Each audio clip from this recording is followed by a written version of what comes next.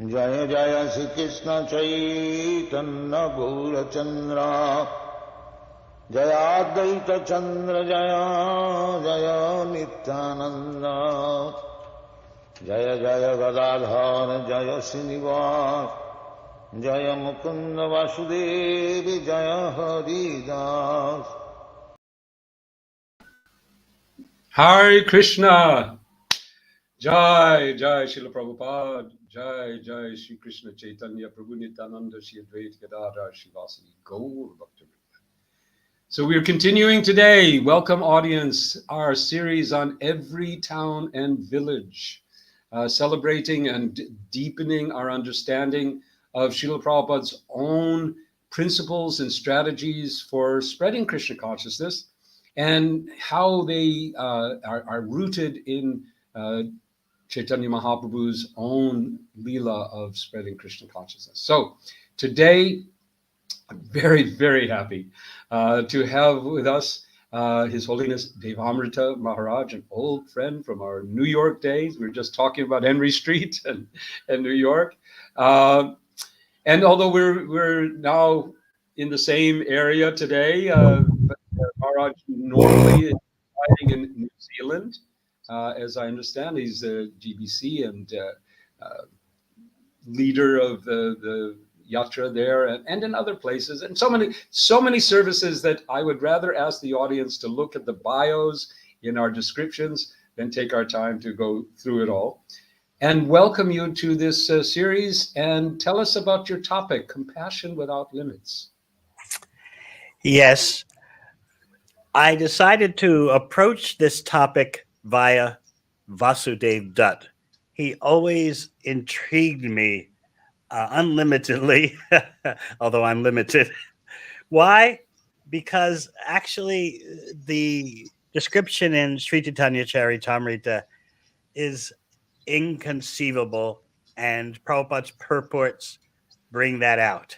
That Vasudeva Datta's desire to free all living entities in the universe, and he'll take the suffering on his head.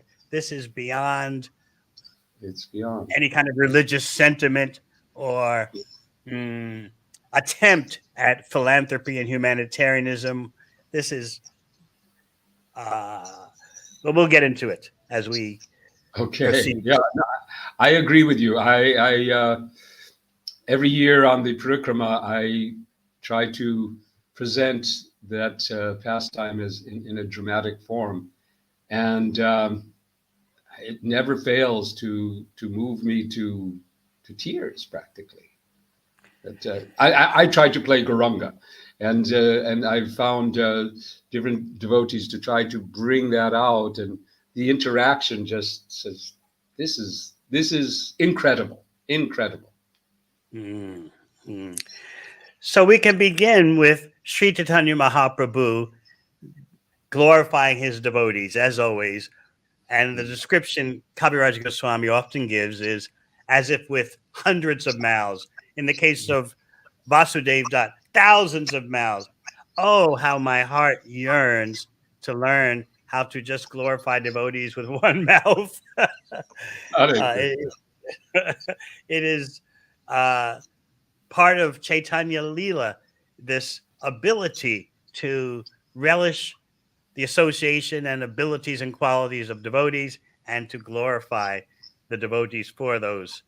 And so that's how this description of Vasudeva Datta begins. Now let's give some quick background. According to Gaura Ganadesh Deepika by Kavi Karnapur, Vasudeva Datta and Mukunda Datta in Krishna Leela are two singers named Madhuvrat and Madhukanta. Mm-hmm. So they've appeared in Gaur Leela as Mukunda Datta and Vasudeva Datta, and somehow or other, in a transcendental way, Mahaprabhu said, well, actually, I get more joy from Vasudeva Datta than Mukunda Datta. You have to be careful now and not make material gradations. This is just Mahaprabhu. This is all on the platform of ecstatic love. So we need to be careful. So after glorifying Vasudeva Datta, after Mahaprabhu glorified him, you get some immediate insight into Vasudeva Datta's personality. He becomes very embarrassed and very shy. But he seizes the occasion to make an extraordinary request to Mahaprabhu. He, first of all, he points out the attributes of Sri Chaitanya Mahaprabhu before making his petition. This is how to be smart in bhakti. When you're about to ask for something, you first point out how the person you're asking or making a request of is able to fulfill the request. Yeah. So he says, my dear Lord, we know, number one, you incarnate just to deliver all the conditioned souls. All right, we've got that established. Number two, you're able to do whatever you like because you're so merciful. Anything you want to execute will be done. Now he makes his request from his heart. And we're starting to get to the point where we can really feel the inconceivable bhakti of Vasudeva Datta start to overflow.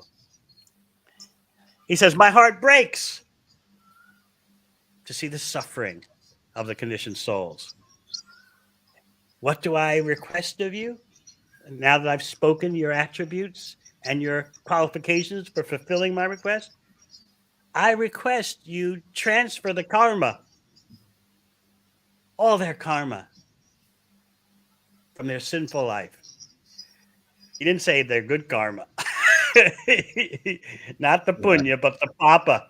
Put it all on me.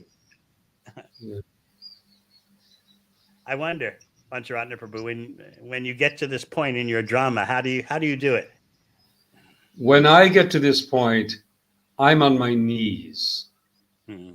I'm crying, embracing Vasudeva. I can't. I'm like, I'm just overwhelmed because it's overwhelming. So you're playing Garanga, embracing. I'm playing Garanga. I'm playing Garanga on your knees, and I'm on my knees, and the play goes like Vasudeva begins and I'm standing because this has all been this is as you pointed out, this is a series of Mahaprabhu is glorifying the devotees who are about to leave back to Navadvip, and there's so many interactions, and then he's asking Shivananda to take care of Vasudeva's finances because he gives all the money, and so it's all been light, and now it's overwhelming. One point we should always note is that Vasudeva Datta, like, as we know, Advaita Acharya, like all the acharyas in our line, consider material existence to be a disease. We need to think about this because we may think that material existence is something that happens, and then within that material existence that happens, you get birth, death, disease, and old age.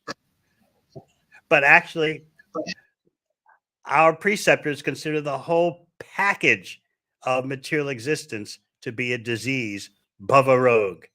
You may recall Advaita Acharya, when appealing for the descent of Mahaprabhu, said, everywhere I see people, especially in the Navadvip area, doing pious activity and impious activity, but I don't see a trace of bhakti.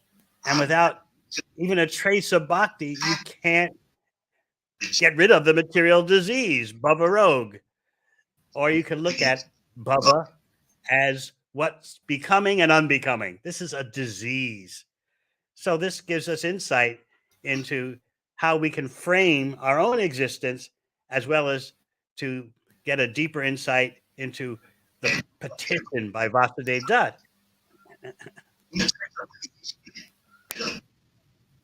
Please finish their diseased material life. Let me suffer perpetually in a hellish condition, accepting all their sinful reactions. Now, in the purport, Prabhupada makes a comparison to personalities well known in the Western religious tradition. And he points out that Jesus Christ certainly relieved his followers from all sinful reactions. But Vasudeva Datta goes beyond that by saying, in other words, followers or not, believers or not, put it all on me. So we really need to think about this. I remember going to Sunday school as a little boy and learning Bible verses and thinking about what's going on here. I remember the Bible verse, "For God so loved the world that he gave his only begotten Son, that whosoever believeth in him shall not perish, but have everlasting life." But Vasudeva Datta never said, "Whosoever believeth in me," whosoever believes in Mahaprabhu. He said, everyone, and not simply human beings, but all living entities, let their sinful reactions be upon me, and I'll perpetually stay in hell. It's just so extraordinary. So in the purport, Prabhupada describes Vasudeva Datta Thakur as universal love itself, universal love personified.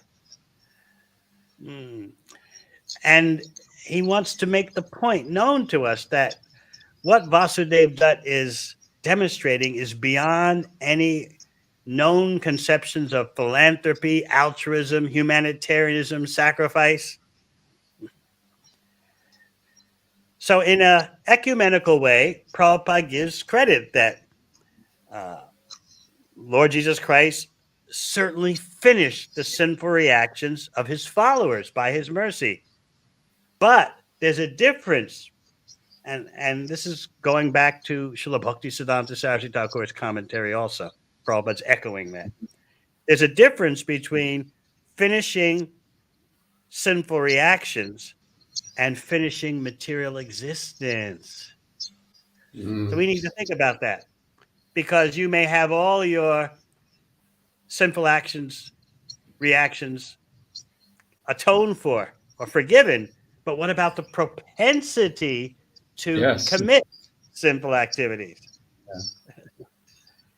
And of course, and stay in the material world. Yes. This is why in the 6th canto, not only do you have Pritchett Maharaj pointing out to Shukadeva Goswami, what's the use of atonement? What's the use of having your sinful reactions cleansed when you still, like an elephant taking its bath in the river, you'll get up on the shore and roll in the mud again. And this is also why the Yamadutas, in explaining themselves to the Vishnu Dutas, they say, actually, anyone in the material world will sooner or later encounter us. Not just those who are sinful today, but the way this universe works is that sooner or later you're going to trip up. And when you do, we'll be there for you. So this is... We're laughing, but it's not a laughing matter, actually. I mean, that was Vasudeva's mood. You know, he was serious. Yes. He wanted to stop material existence for all living entities, not just stop their sinful reactions. And so Prabhupada tells us this is a significant difference between Vasudeva Datta and saviors known in the Western religious tradition. And so we go on to learn that Vasudeva Datta, his example, is not only unique within the world as we know it on Earth planet, but within the whole universe. So this is why I'm saying this whole cosmological scope of Vasudeva Datta is so mind astonishing. to try to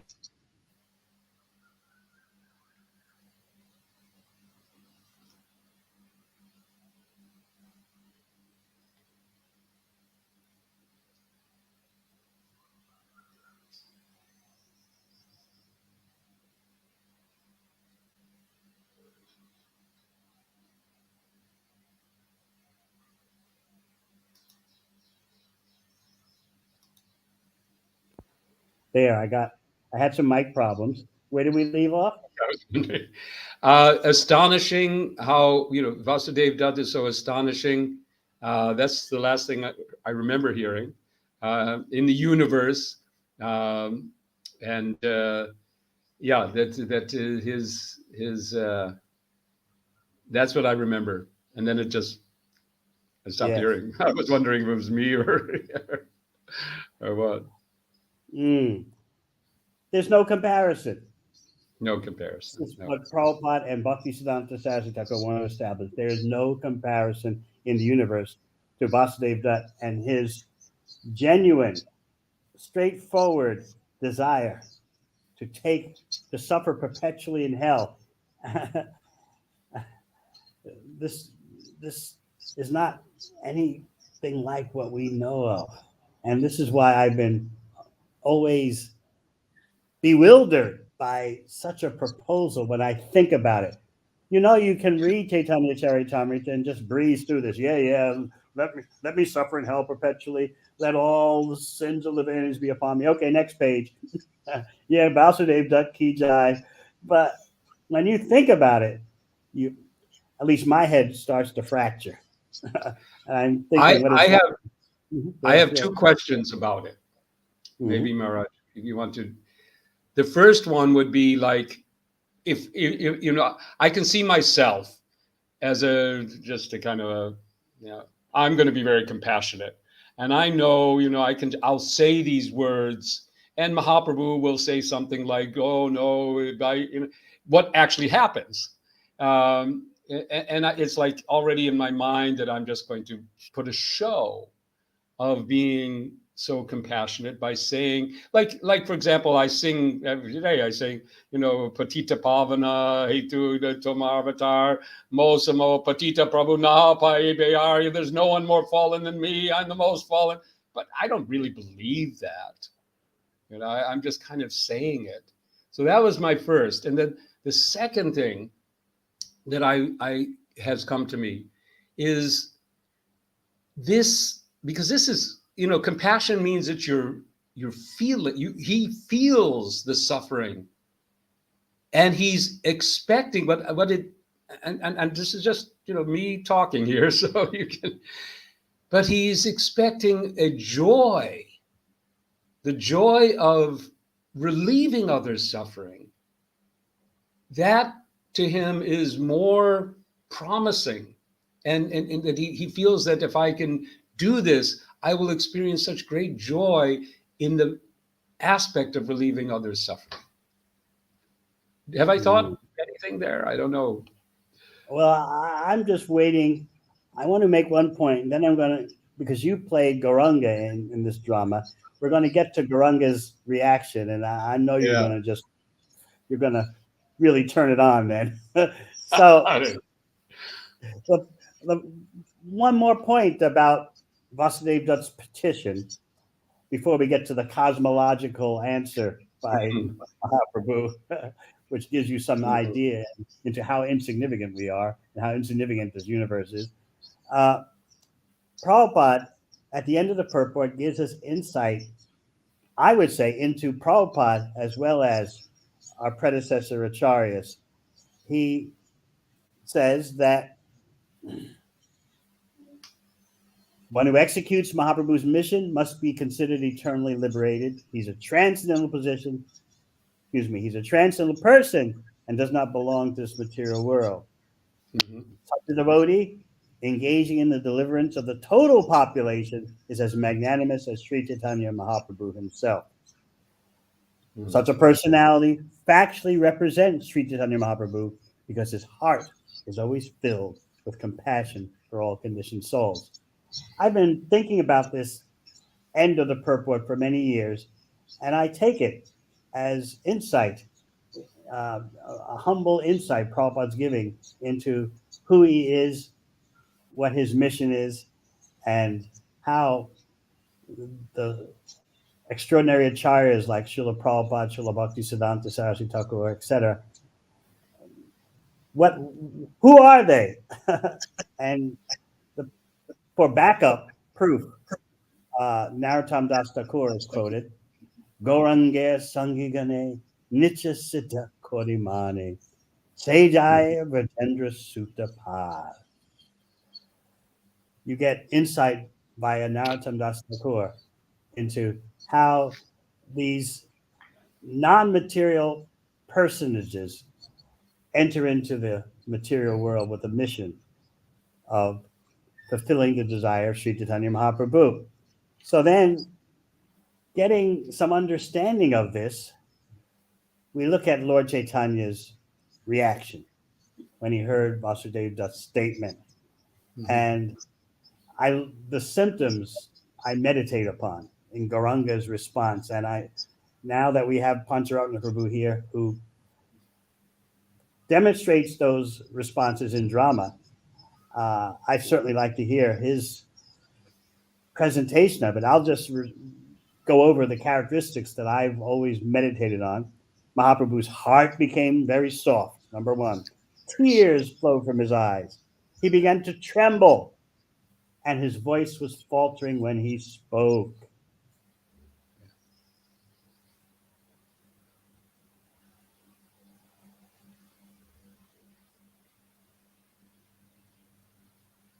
So what, Pancharatna Prabhu, can you say about that? I mean, hearing, because again, this is not an ordinary devotee. This Vasudeva Datta is not an ordinary person. When he says this, Mahaprabhu can't just think like, here's a devotee who's saying something nice to please me. No, he understands the heart of Vasudeva Datta, and he's overwhelmed because this is his heart. This is his heart, and he's seeing it in Vasudeva. That here is someone just has completely understood me and my heart. But now, because like he said, he's prefaced this appeal with the statements that you can do this. So Mahaprabhu is sort of, now he's on the spot, but his reaction is, as you can explain now, how he reacts, what he says. For those who like the technical details, an interesting point comes up in Mahaprabhu's immediate response. He says, Sakshat Prahlad, you're an incarnation of Prahlad Maharaj. Now, those who get into the Vaishnava technicalities might say, well, wait a minute now. Kavi Kanapur says that Vasudeva Datta is one of two singers in Braj Leela. And now we hear Mahaprabhu saying, Sakshat Prahlad, you are an incarnation of Prahlad. What's going on here? These kind of technicalities are dealt with in Brihad Bhagavatamrita. How one devotee can be infused with another devotee in various ways. I won't go into it now because it's a technicality. And those of you who are Brihad Bhagavatamrita fans, you can dive into those volumes and you'll find it. But for now, let's just take Mahaprabhu's words and think about them. Lord Krishna, it seems, has bestowed complete mercy upon you. There is no doubt about it. And now you heard Pancharatna Prabhu reiterating how Vasudeva Datta, in prefacing his petition, described how Mahaprabhu is qualified to fulfill his petition, even before Vasudeva Datta made the petition. And now Mahaprabhu is going to describe the qualifications of the devotee, especially of Vasudeva, who made the petition. He says, whatever a pure devotee wants from his master, Lord Krishna doubtlessly grants. Why? Because he has no other duty than to fulfill the desire of his devotees. So I'd like to point out some background information. We're dealing with desire here, and we've heard that Krishna has no other duty than to fulfill the desire of his devotee. In the Bhakti-Vedanta purports, at one place we learned that actually you can say that the material world exists because of the desires of the conditioned souls. That's looking at the purpose of the material world from that angle. It's existing only because of the faulty desires of the conditioned souls. Then looked at another way, we'll hear later in this history of Vasudeva Datta that actually the material world exists only because of the desire of a devotee. In other words, we're going to hear that because the devotee can desire to liberate all living entities, therefore, at the will of the devotee, the material world can disappear. In other words, the living entities in the material world can go back to Godhead because of the desire of the devotee.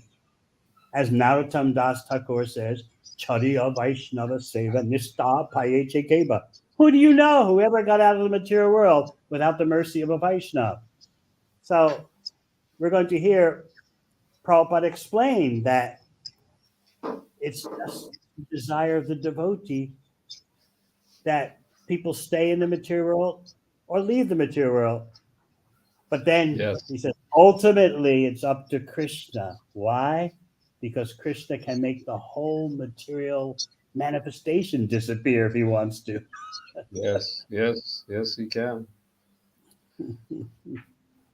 He makes it and he can break it.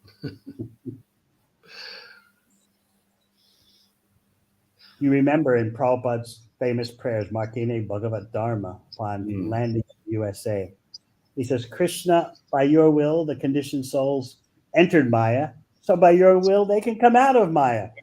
Yeah. So Mahaprabhu goes on, if you, Vasudeva Datta, desire the deliverance of all living entities within the universe, then all of them can be delivered even without your undergoing the tribulations of sinful activity. This is something that's this is an understanding that's becoming lost in today's so-called civilization, that sinful activity brings about tribulations. People are wondering why war, why economic collapses, why psychological hardships, why environmental catastrophes.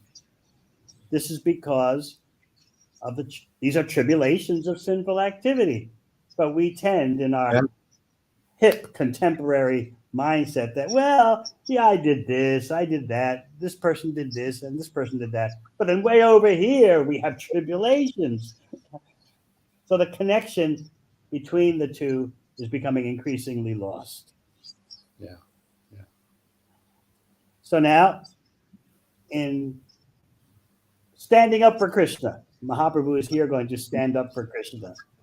Krishna is not incapable, Vasudeva Datta Prabhu. Krishna can do it. He doesn't need you to suffer the sinful reactions of other living entities. He is Sarva Bala. He possesses all potencies. So, on the one hand, you have Mahaprabhu just coping with Vasudeva Datta's inconceivable petition and desire. On the other hand, Mahaprabhu is defending Krishna. Krishna can do it. Krishna can do it. You don't have to suffer.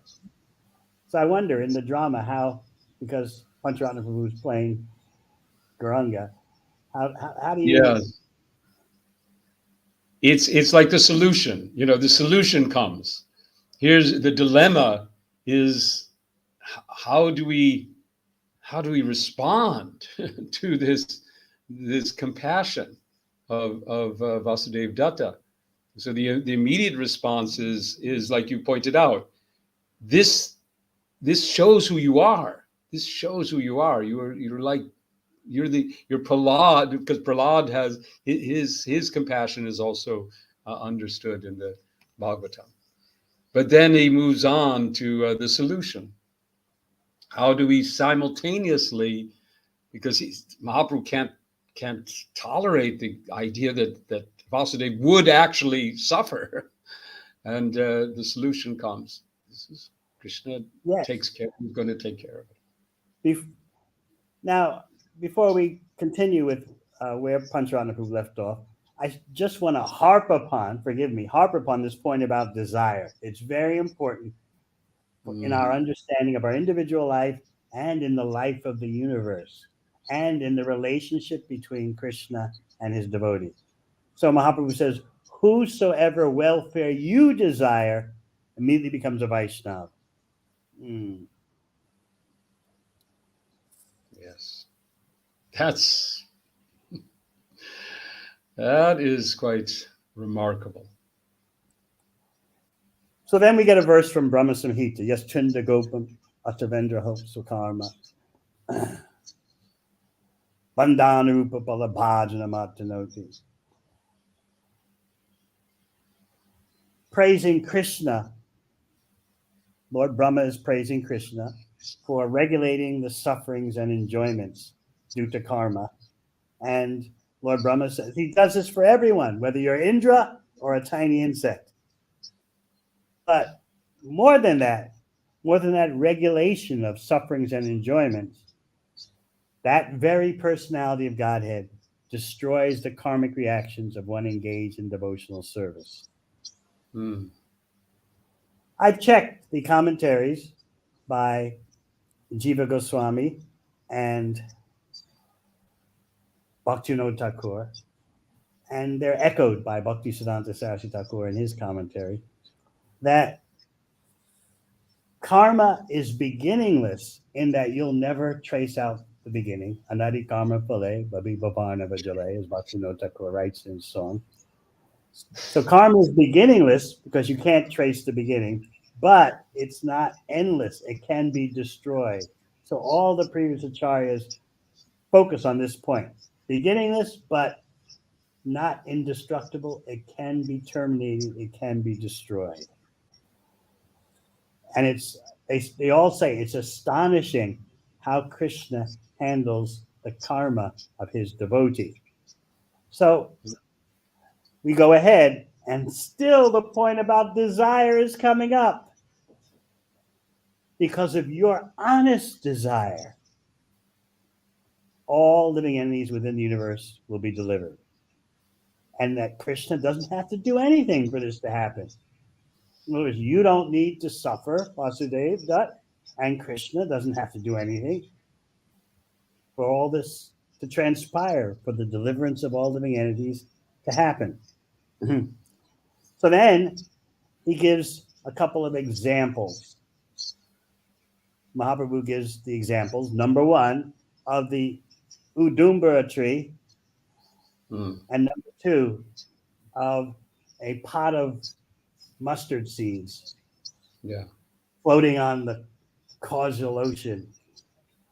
So in case you don't know, I had to actually look it up. An Udumbara tree, of course, Pancharatna Prabhu spent a lot of time in India. He most likely knows the ordinary equivalent of an Udumbara tree. It's like a tree with cluster figs on it. And look at it online. They're just many little balls of figs. We have one outside our house. Oh, okay.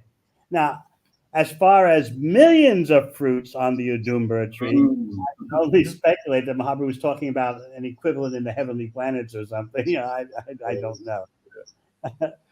So he says, just as there are millions of fruits on the Adumbra tree, you can just visualize them clustered.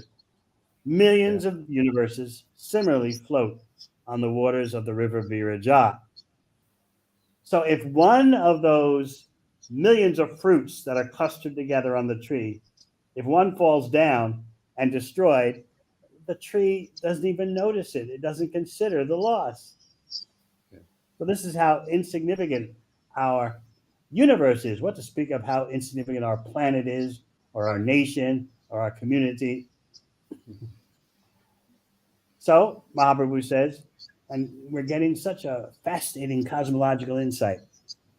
In the same way, if one universe is completely vacated, it's a very little thing for Krishna.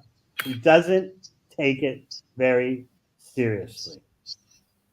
Don't take it very seriously that a whole universe is vacated?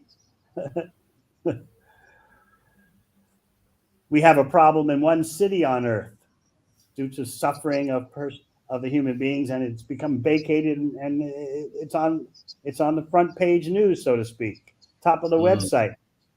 But Krishna, from his point of view, if one universe is vacated, it's such a little thing. Now, why is that? Mahaprabhu says you have to, in so many words, he's saying you have to take into account the spiritual world. And when you look at things from the viewpoint of the spiritual world, you see differently. Because, first of all, Ananta Aishvarya. The spiritual world means unlimited opulence. Krishna has that unlimited opulence. And there are the number of Vaikuntha planets you can't count. Yeah. Material energy is limited. The material energies, its universes are limited, but still you can't count them. But Vaikuntha is unlimited. What to speak of, you can't count the number of Vaikuntha planets. So Mahaprabhu is going to give another example. We've gone from the Udumbara tree now to mustard seeds. And I don't know how many of our audience have actually ever seen a mustard seed, unless you're a cook or you're in the kitchen while your wife is cooking, or while the husband is cooking, however it's done. You need to understand how tiny a mustard seed is and how potent this example is. How small would you say? Like maybe a millimeter, maybe, or maybe less than a millimeter. So think about the causal ocean, which is neutral. It's not affected by the modes of material nature. And Mahaprabhu was saying, think of a pot that's floating on that causal ocean, and that pot is filled with mustard seeds. If one little mustard seed happens to fall out of a pot of mustard seeds, it's no big deal. It's so insignificant an event. And he says, similarly, if one universe is lost, big deal for Krishna. It's not. This is, as they say, mind-blowing.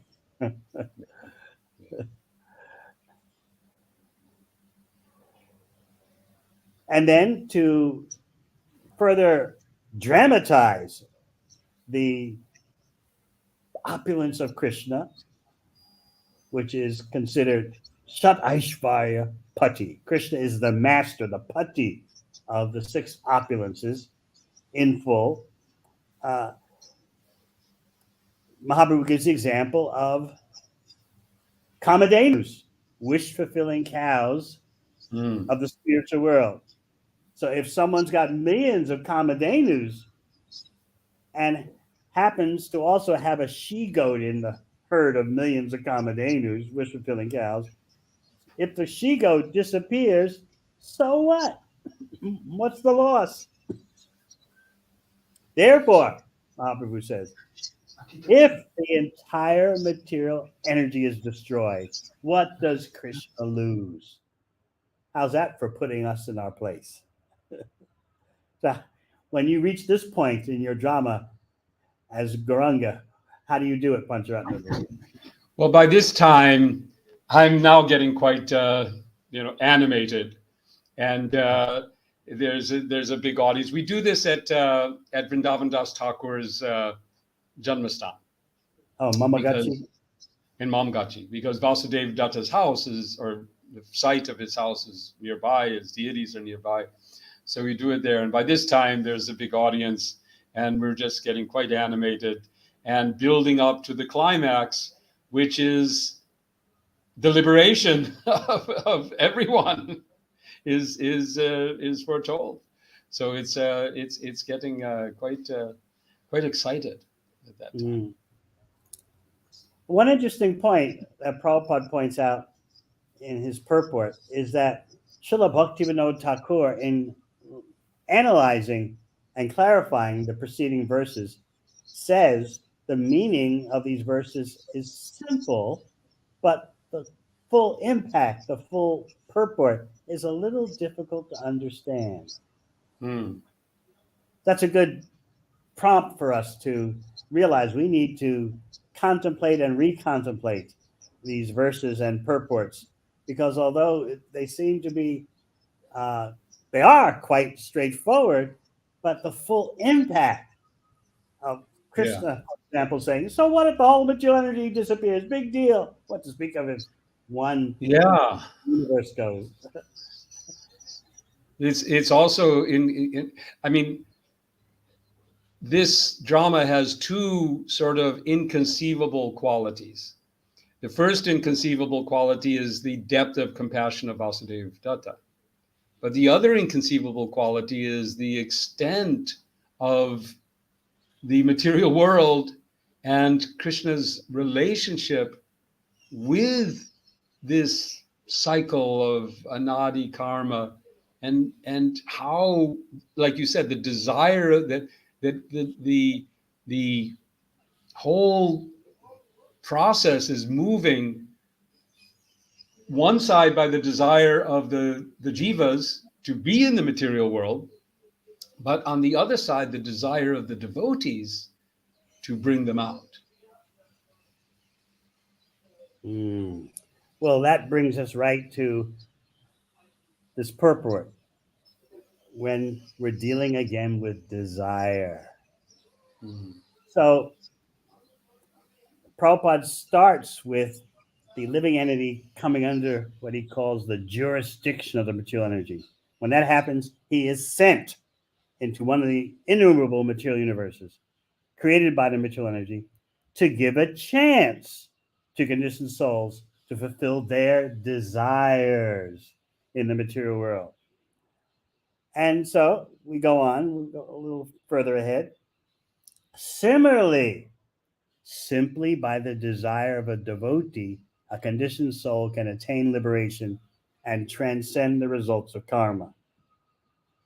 So, since everyone can be liberated in this way, one may conclude, and I hinted at this in the beginning of our talk, one may conclude that it is according to the sweet will of the devotee whether the material world exists or does not exist. That's very deep. You're taking us into some really deep waters here, Maharaj. See if we can swim. Well, I'm relying on you all to hold me up in the waters. Ultimately, however, it is not the sweet will of the devotee, but the will of the Supreme Personality Godhead, who, if he so desires again, we're back to that concept, that reality, if he so desires, can completely annihilate the material creation. There's no loss on his part, just as the owner of millions of cows does not consider the loss of one she-goat. So how can that be? You're pushed by these verses and purports to take into account the existence and glories of the spiritual world. And then you see the whole situation in perspective, because the material world constitutes only 1/4 of Krishna's creative energy. So, as Prabhupada concludes, if, according to the desire of the devotee, the Lord completely destroys the creation, He is so opulent that he won't mind the loss. This is all this cosmological stuff of the material and spiritual worlds. Yeah. Mind fracturing. Yeah. So I let's mean, yeah. when I do, because I do this play and I say these words, but in my mind I'm wondering, Krishna, you've created all of these worlds, and yes, okay, you don't mind the loss of one, but why, why have, if you, whose desire is manifesting here? Like you said, the desire, there's three desires that seem to be in this sort of relationship. There's the desire of the jivas, there's the desire of the devotees, and there's the desire of Krishna. And somehow all these desires, they manifest and interact in such a way that we get material worlds, but we can also lose them too. So it's desire and the flow of desire. So it becomes, at least when we do the play, I feel, I find myself kind of getting lost in this, mustard seed universes, and where am I? And then so I try to kind of bring myself. Okay, now I'm here with you, and we celebrate Prabhupada. That's how we end. Yes, exactly my feelings. You get cosmologically lost in this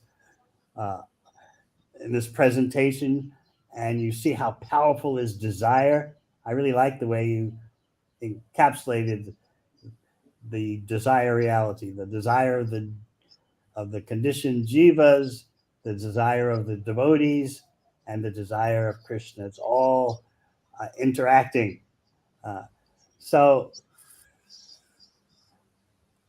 as we understand the unlimited nature of Krishna's opulences in the spiritual world, and how for Krishna the material manifestation is so tiny and insignificant, still we're left with the inconceivable compassion of Vasudeva Datta, who, even though he's just dealing with one universe, still it's so unprecedented that he wants to take upon himself perpetually the suffering of all living entities and let them finish their material existence, not just finish the reactions to their sinful activities. So this really makes us think about our own existence. What am I? What am I doing here?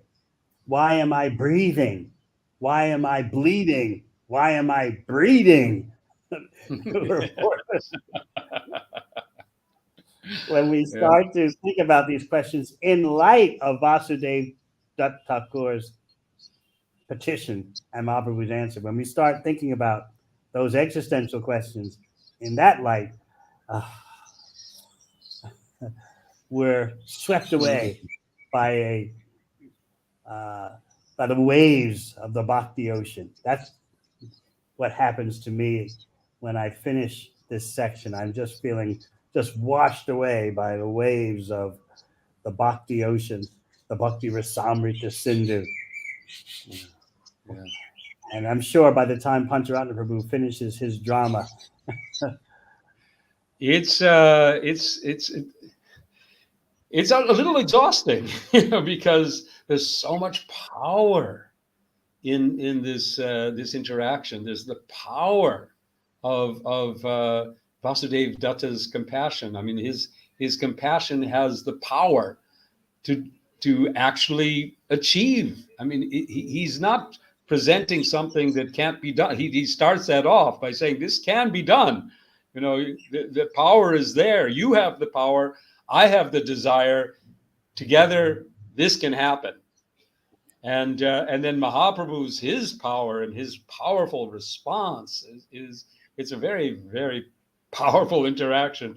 It's a bit exhausting. So we jump off and start walking. So I'd like to conclude with Mahaprabhu's reciting a verse, which is in Shrimad-Bhagavatam. And he says that, well, I like the way Srila Prabhupada does a take on it.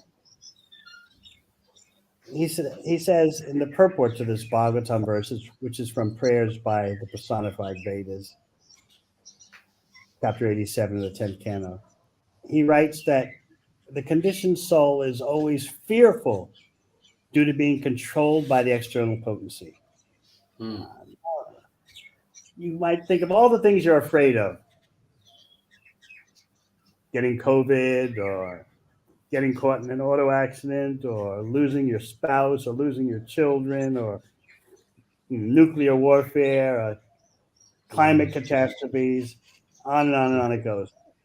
Getting old, and there's Alzheimer's and dementia and cancers. But we're cutting to the chase here by the mercy of Prabhupada. The conditioned soul is always fearful due to being controlled by the external potency. Yes. Yes. Now, the Kali Yuga tradition is, well, let nature act upon me. It's all part of life.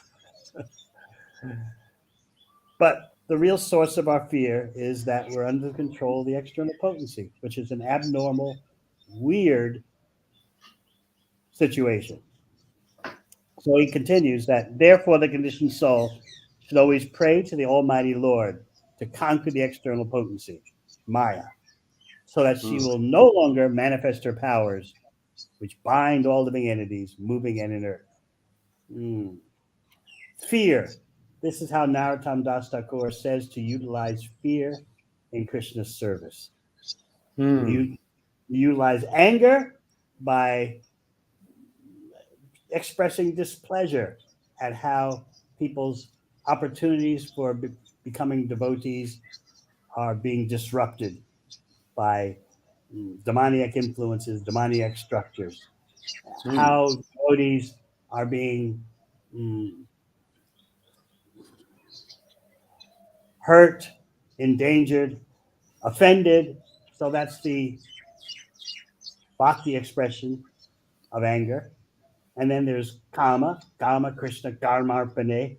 You can use lust in Krishna's service by wanting to engage everything for Krishna's pleasure. But what about fear? Instead of being fearful due to being controlled by the external potency, you're fearful that I'll forget Krishna. I'll fall into Maya. Maya is so strong. So you pray to the Almighty Lord, please conquer the external potency, but she doesn't manifest her powers upon me. Now, especially I like in this closing note, I'd like you to take note of this last sentence by Srila Prabhupada. By praying in this way, one will become eligible to remain constantly in the association of the Lord, thus fulfilling the mission of going back home, back to Godhead. So sometimes we feel that it's just little old me, and I'm just praying to Krishna, help, don't let me fall into Maya. But what's the use of my insignificant prayers? But we hear now that by praying in this way, you'll become eligible to have Krishna's constant association. By praying to Krishna, please conquer the illusory energy for me. Don't let me fall under its influence. By praying in this way, that is your ticket to Krishna's constant association, and then you can fulfill the mission of your life, which is to go back home, back to Godhead. Jai. Wow.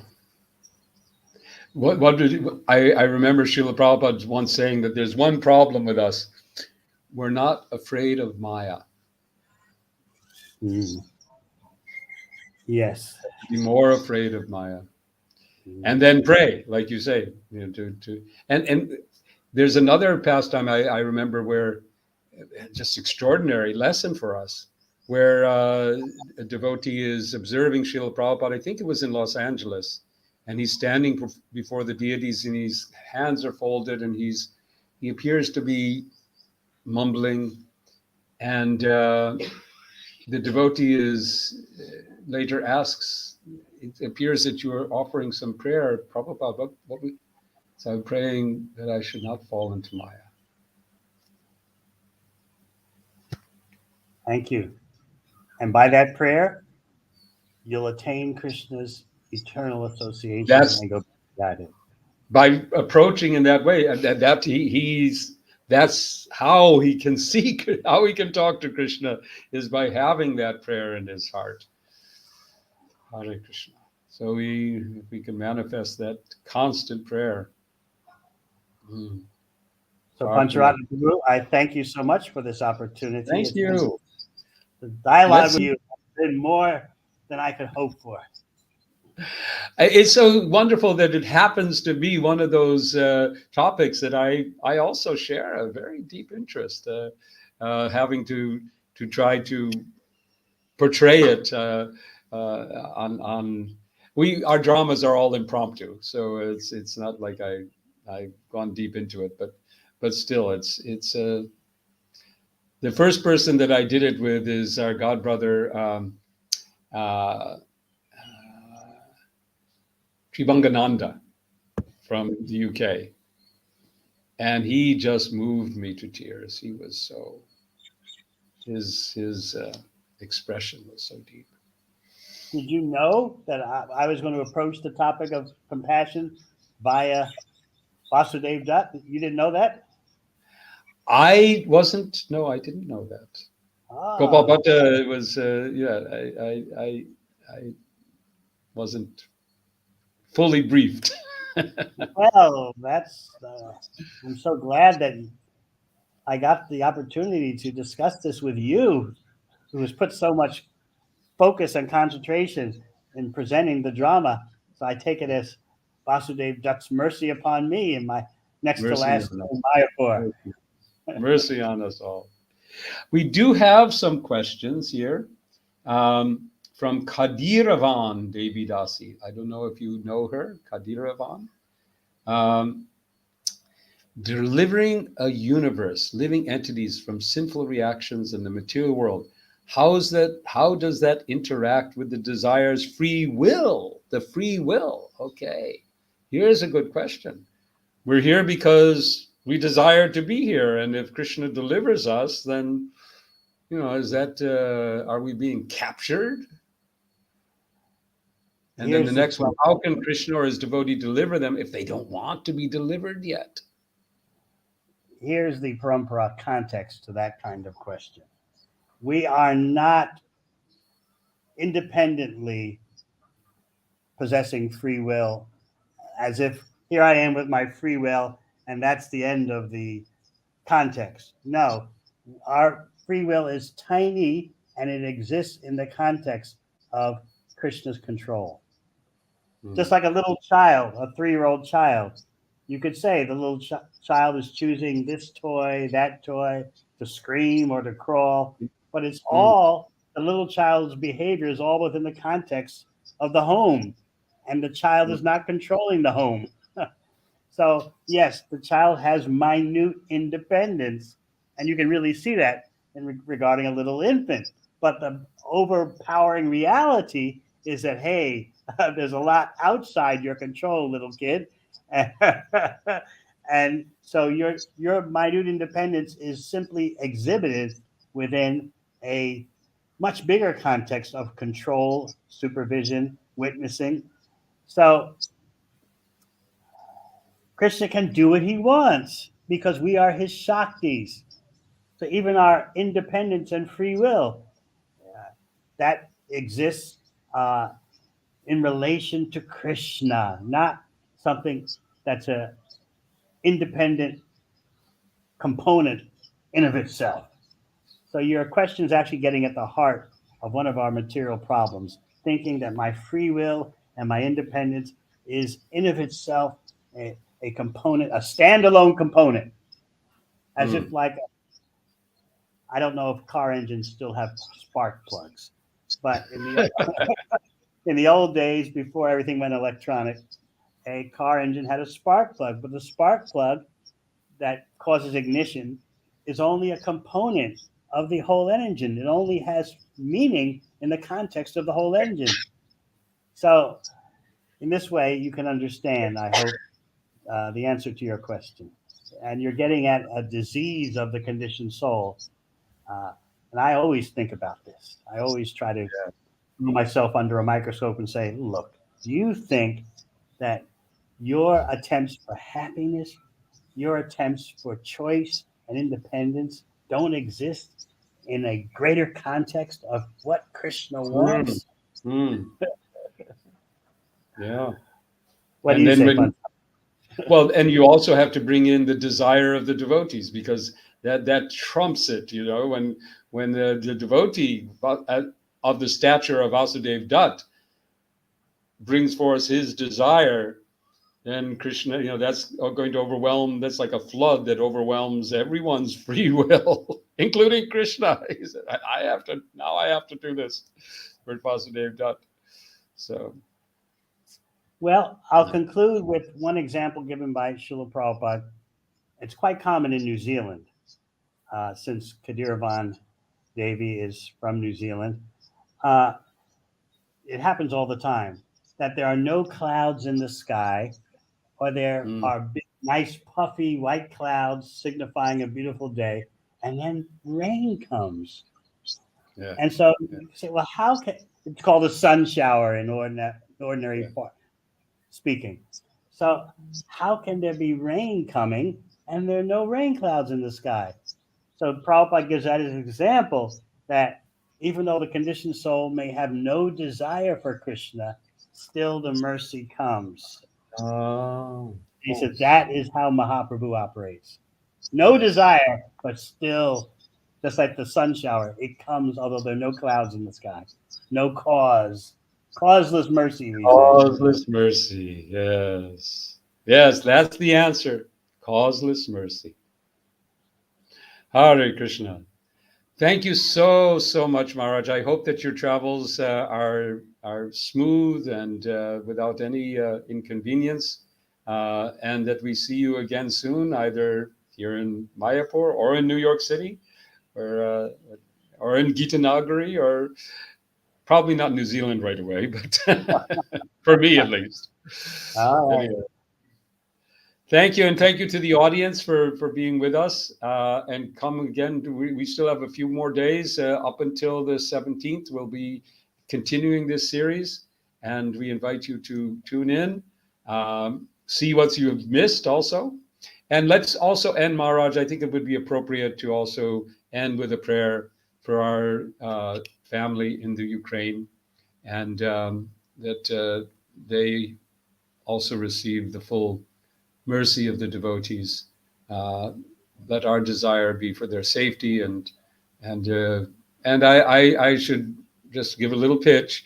There is we just got this yesterday, so I can't put it on. Maybe you can, Anadashesh. There's a website called shareyour.care.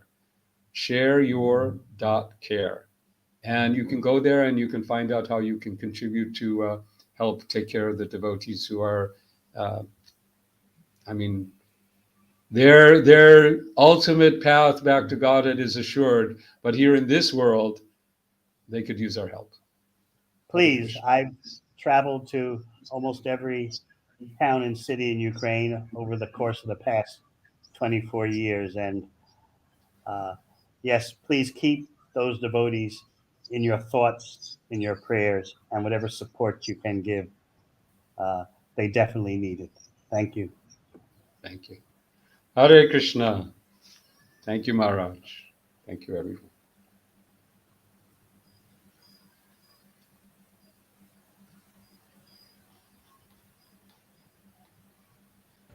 Jaya Jaya Shri Krishna